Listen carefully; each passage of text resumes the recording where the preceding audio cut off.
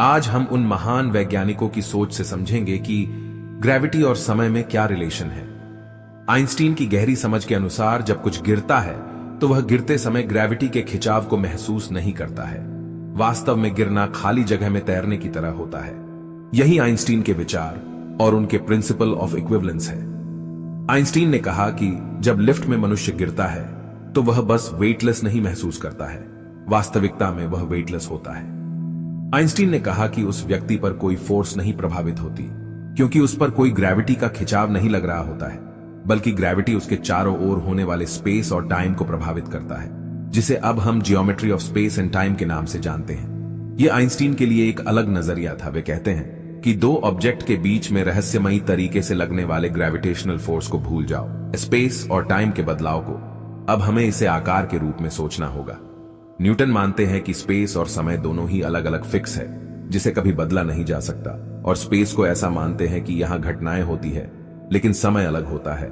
वह इस ब्रह्मांड के हर जगह एक समान साथ चलता है। न्यूटन के अनुसार एक वस्तु स्पेस में एक रेखा में चलेगी जब तक कोई ग्रेविटेशनल फोर्स उसका रास्ता नहीं बदलता। लेकिन आइंस्टीन ने कहा कि स्पेस और टाइम फिक्स नहीं होते, वे एक दूसरे से जुड़े हुए होते हैं, जिसे हम स्पेस टाइम कहते हैं।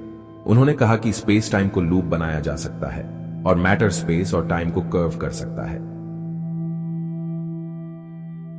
आइंस्टीन के बाद हम अब ग्रेविटी को अदृश्य डोर के रूप में नहीं देखते हैं, जो वस्तु को एक साथ खींच रहा हो, और ना ही कोई वस्तु जो एक सीधे रास्ते को फॉलो कर रहा हो स्पेस और समय में। लेकिन ये न्यूटन की सोच हम बहुत पीछे छोड़ आए हैं। जैसा कि अब हम जानते हैं कि स्पेस और टाइम की अलग अलग बात नहीं की जा सकती है, और मैटर स्पेस के साथ टाइम को भी मोड़ता है, जिसे हम ग्रेविटेशनल टाइम डायलेशन कहते हैं। अगर हम दो घड़ी की बात करें जो अर्थ के सेंटर से एक दूसरे से अलग अलग ऊंचाई पर है, जिस घड़ी की दूरी अर्थ के सेंटर से कम है वो ग्रेविटी के खिंचाव को ज्यादा महसूस कर रही होगी।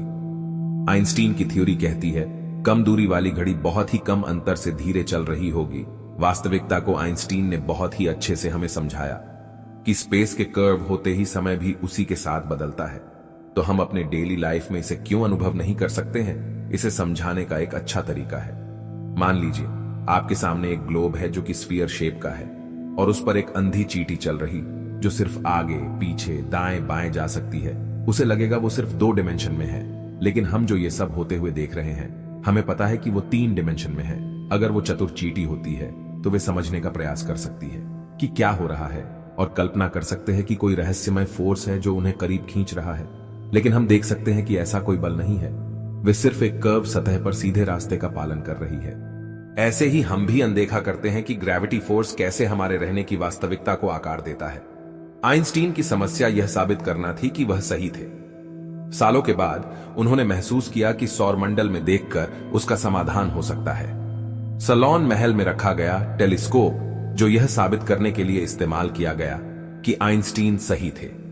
1915 में जब आइंस्टीन ने अपनी थ्योरी ऑफ रिलेटिविटी दी थी, तब वह केवल एक थ्योरी थी, उसके पास कोई प्रूफ नहीं था। वास्तव में कई लोगों को यह पूरी तरह बकवास लगा।